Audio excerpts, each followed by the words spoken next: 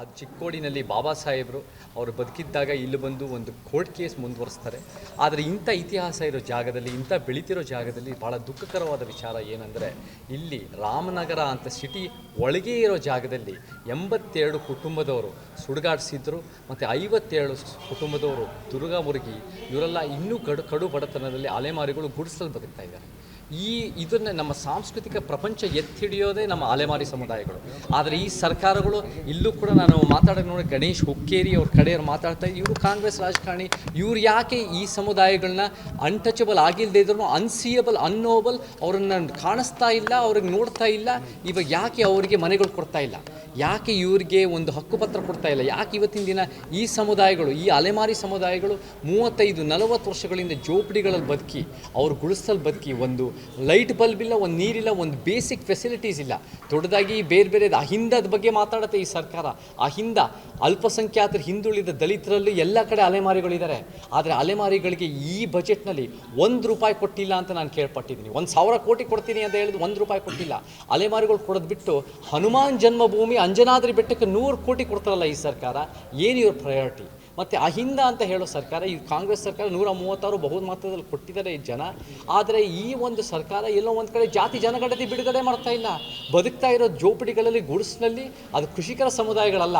ಯಾರು ಬದುಕ್ತಾ ಇದ್ದಾರೆ ಅಂದರೆ ದಲಿತರು, ಆದಿವಾಸಿಗಳು, ಅಲೆಮಾರಿಗಳು ಜೋಪಡಿ ಗುಡಿಸಲಲ್ಲಿ ಕಡು ಬಡತನಲ್ಲಿ ಬದುಕ್ತಾ ಇದ್ದಾರೆ. ಆದರೆ ಜನಗಣತಿ ಬಿಡುಗಡೆ ಮಾಡದೆ ಎಲ್ಲೋ ಒಂದು ಕಡೆ ಕೃಷಿಕರ ಸಮುದಾಯಗಳು, ಲಿಂಗಾಯತ ಒಕ್ಕಲಿಗರ ಅವರ ಒಂದು ರೀತಿಯಲ್ಲಿ ಅವರ ಒಂದು ಬೇಡಿಕೆ ತಕ್ಕಂತೆ ಕುಣಿತಾ ಇರೋ ಸಿದ್ದರಾಮಯ್ಯನವರು ನಿಜವಾಗ್ಲೂ ಅಹಿಂದ ರಾಜಕಾರಣಿಗಳಲ್ಲ. ಅವರೆಲ್ಲೋ ಒಂದು ಕಡೆ 1 ವರ್ಷದಿಂದ ಸೋಮಾರಿ ಸಿದ್ಧವಾಗಿ ಅವ್ರು ಕೆಲಸ ಮಾಡದೆ ಅವ್ರು ಬರೀ ಟ್ಯಾಪೆ ಹಚ್ಚೋ 5 ಸ್ಕೀಮ್ಗಳು, ಅದರಲ್ಲೂ 11,000 ಕೋಟಿ SC ST TSP ದಲಿತರ ಆದಿವಾಸಿ ಹಣ ತೊಗೊಂಡು ಅವ್ರು ಮಾಡ್ತಾ ಇದ್ದಾರೆ. ನಮಗೆ ಇದು ಭಾಳ ದುಃಖ ಆಗುತ್ತೆ. ಮತ್ತು ಮುಖ್ಯವಾಗಿ ಸಿದ್ದರಾಮಯ್ಯ ನಿಜವಾಗ್ಲೂ ಬ್ರಾಹ್ಮಣ್ಯ ರಾಜಕಾರಣಿ ಅಲ್ಲ ಅಂದರೆ ಯಾಕೆ ಹಾಲು ಮತದ ಕುರುಬರನ್ನ STಗೆ ಸೇರ್ಸಕ್ಕೆ ಹೋಗಿದ್ದಾರೆ, ಶಿಫಾರಸು ಮಾಡಿದ್ದಾರೆ? ಯಾಕೆ 1 ವರ್ಷದಲ್ಲಿ ನೀವು ನಿಜವಾಗ್ಲೂ ನಮ್ಮ ಶೋಷಿತ ಪರವಾಗಿ ಭೂ ಸುಧಾರಣೆ ಮಾಡಿದ್ದೀರಾ? ದೊಡ್ಡ ಮಟ್ಟ ಸಿದ್ದರಾಮಯ್ಯವರು ಹೇಳ್ತಾರೆ BJP ಮೀಸಲಾತಿ ವಿರೋಧಿಗಳಂತ. BJP ಎಷ್ಟು ಮಟ್ಟಿಗೆ ಮೀಸಲಾತಿ ಬಗ್ಗೆ ಜ್ಞಾನ ಇದೆ ಅದು ಬೇರೆ ಪ್ರಶ್ನೆ. ಆದರೆ ಸಿದ್ದರಾಮಯ್ಯನವರು 1 ವರ್ಷದಲ್ಲಿ ಅಥವಾ 6 ವರ್ಷಗಳಿಗೆ ಯಾವ ದೊಡ್ಡ ಮಟ್ಟದ ಮೀಸಲಾತಿ ಯೋಜನೆ ಮಾಡಿದ್ದಾರೆ ನಮ್ಮ ಅಲೆಮಾರಿಗಳಿಗೆ, ನಮ್ಮ ದಲಿತರಿಗೆ, ನಮ್ಮ ಆದಿವಾಸಿಗಳಿಗೆ? ಸೊ ಈ ನಿಟ್ಟಿನಲ್ಲಿ ನನಗೆ ಎಲ್ಲೋ ಒಂದು ಕಡೆ ಅಲೆಮಾರಿಗಳು ನಿರ್ಲಕ್ಷ್ಯ ಆಗ್ತಾ ಇದೆ. ಅಲೆಮಾರಿಗಳಿಗೆ ಅವ್ರ ಜೋಪಡಿಯಲ್ಲಿ ಬದುಕ್ತಾ ಇದ್ದಾರೆ, ಅವ್ರಿಗೆ ಕಡು ಬಡತನಲ್ಲಿ ಬದುಕ್ತಾ ಇದ್ದಾರೆ.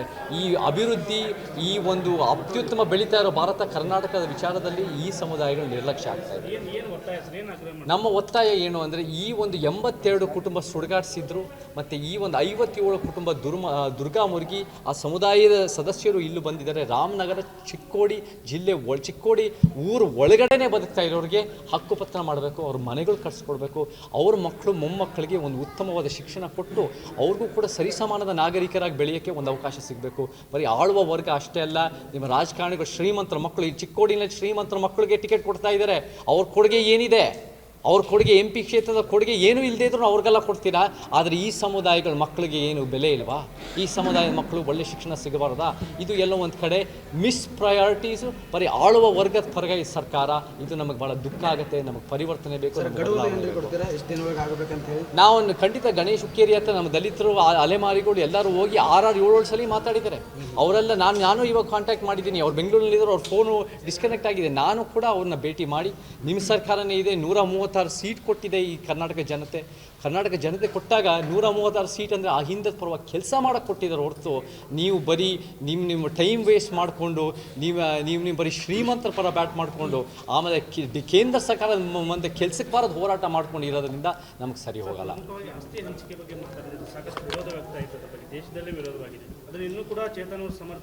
ಖಂಡಿತ ಸಮರ್ಥನೆ ಮಾಡ್ತೀವಿ. ಆಸ್ತಿ ಮರು ಹಂಚಿಕೆ ನಮ್ಮ ಸಂವಿಧಾನದ ಪೀಠಿಕೆಯಲ್ಲಿ ಆರ್ಥಿಕ ನ್ಯಾಯ ಅನ್ನೋದಿದೆ.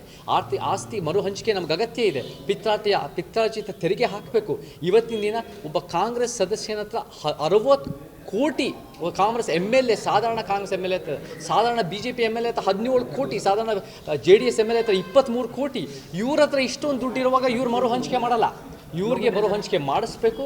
ಜನರಿಗೆ ಒಂದು ಭೂಮಿ ಮೇಲೆ ಅವರ ಐಷಾರಾಮಿ ಗಾಡಿಗಳ ಮೇಲೆ, ಅವ್ರ ಪಿತ್ರಾರ್ಜಿತ ಆಸ್ತಿ ಮೇಲೆ ತೆರಿಗೆ ಹೆಚ್ಚು ಮಾಡಿ ಅದನ್ನು ನಮ್ಮ ಅಲೆಮಾರಿ ಸಮುದಾಯಗಳು, ನಮ್ಮ ದಲಿತ ಸಮುದಾಯಗಳು, ನಮ್ಮ ಆದಿವಾಸಿ ಸಮುದಾಯಗಳು ಯಾರ್ಯಾರು ಕಡುಬಡತನದಲ್ಲಿ ಬದುಕ್ತಾ ಇದ್ದಾರೆ ಅವರಿಗೆ ಮರು ಹಂಚಿಕೆ ಮಾಡಲೇಬೇಕು. ಭೂ ಸುಧಾರಣೆಯೂ ಆಗಬೇಕು, ದೊಡ್ಡ ಮಟ್ಟದ ಬದಲಾವಣೆ ಆಗಬೇಕು. ಇದು ಸಂವಿಧಾನದ ಪೀಠಿಕೆಯಲ್ಲಿದೆ. ಇದನ್ನು ನೆಗ್ಲೆಕ್ಟ್ ಮಾಡೋರು, ಇದನ್ನು ವಿರೋಧ ಮಾಡೋರು ನಿಜವಾಗ್ಲೂ ಸಂವಿಧಾನದ ಪೀಠಿಕೆ ವಿರುದ್ಧ ಇದ್ದಾರೆ. ನಾವೆಲ್ಲರೂ ಆರ್ಥಿಕ ಮರು ಹಂಚಿಕೆ ಬಗ್ಗೆ ಪರ ಇದ್ದೀವಿ. ಅಲ್ಲಿ ನಾನು ಕುಟುಂಬಸ್ಥರಿಗೆ ಹೇಳಿದ್ದೀನಿ, ನಾವೆಲ್ಲರೂ ಸೇರಿ ಹೋರಾಟ ಮಾಡಬೇಕು. ನಿಮಗೆ ಕಷ್ಟ ಆಗಿದೆ ಅನ್ನೋ ಕಾರಣಕ್ಕೆ ನಿಮ್ಮ ಮಕ್ಕಳು, ಮೊಮ್ಮಕ್ಕಳು, ಮರಿ ಮಕ್ಕಳು ಕಷ್ಟ ಆಗಬಾರ್ದು. ನೀವೆಲ್ಲರೂ ಸೇರಿ ಗಣೇಶ್ ಹುಕ್ಕೇರೂರು 5-6 ಸಲ ಹೋಗಿದ್ದಾರಂತೆ, ಅವರು ನೆಗ್ಲೆಕ್ಟ್ ಮಾಡಿದ್ದಾರೆ, ಆದರೂ ಅವ್ರು ಗೆದ್ದಿದ್ದಾರೆ. ಅವ್ರು ಮಾಡಲಿ. ಇವಾಗ ಸರ್ಕಾರ ಅವ್ರ ಹತ್ರ ಇದೆ, ದೊಡ್ಡ ಮಟ್ಟಕ್ಕಿದೆ. ಈ ಚಿಕ್ಕೋಡಿ ಸಿಟಿನಲ್ಲೇ ಇದೆ. ಎಲ್ಲೋ ದೂರದಲ್ಲಿ ಇದ್ದರೆ ನಾವು ಅವಾಗ ಏನೋ ಒಂದು ನೋಡಿಲ್ಲ ಅಂತ ಹೇಳ್ಬೋದು. ಸಿಟಿ ಒಳಗೆ ರಾಮನಗರ, ಆಶ್ರಯ ನಗರ ಅಂತ ಇರೋ ಕಡೆನಲ್ಲೂ ಗುಡಿಸ್ತಾ ಇರೋದ್ರಲ್ಲಿ ನಮಗೆ ಕಾಣ್ತಾ ಇಲ್ಲ. ಅಂದರೆ ಜನರನ್ನ ಸಾಕಷ್ಟುವಾಗಿ ಅಲ್ಲಿ ಜನರನ್ನು ಸಾಕಷ್ಟು ಭಿಕ್ಷೆಗೆ ಬಿಡುವಂಥ ಕೆಲಸ ಅವ್ರು ನಮ್ಮ ಮನೆಯವ್ರು ಕಳಿಸ್ತಾರೆ ಅಂತೇಳಿ ಅವ್ರು ಹೇಳ್ತಾರೆ ಸರ್. ಅದ್ರ ಬಗ್ಗೆ ಯಾವ ರೀತಿ ಹೋರಾಟ? ಅಲ್ಲಿ ಭಾಳ ಕಷ್ಟದಲ್ಲಿ ಬದುಕ್ತಾ ಇದ್ದಾರೆ, ಭಿಕ್ಷಾಟನೆ ಮಾಡ್ತಾ ಇದ್ದಾರೆ.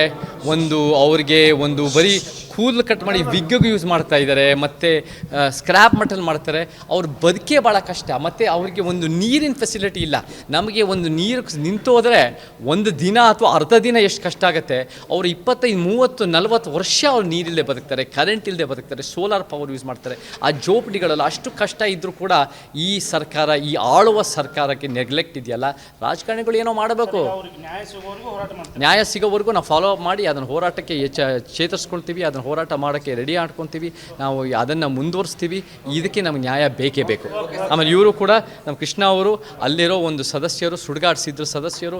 ಅವರು ಅಲ್ಲಿ ನಮಗೆ 82 ಕುಟುಂಬ ಸುಡುಗಾಡಿಸಿದ್ರು. ಮತ್ತು 57 ಕುಟುಂಬ ದುರ್ಗಾ ಮುರುಗಿ ಜೋಪಡಿಯಲ್ಲಿ ಬದುಕ್ತಾ ಇದ್ದಾರೆ. ಅವರೆಲ್ಲರಿಗೂ ಹಕ್ಕುಪತ್ರ, ಮನೆಗಳು ಸಿಗಬೇಕು.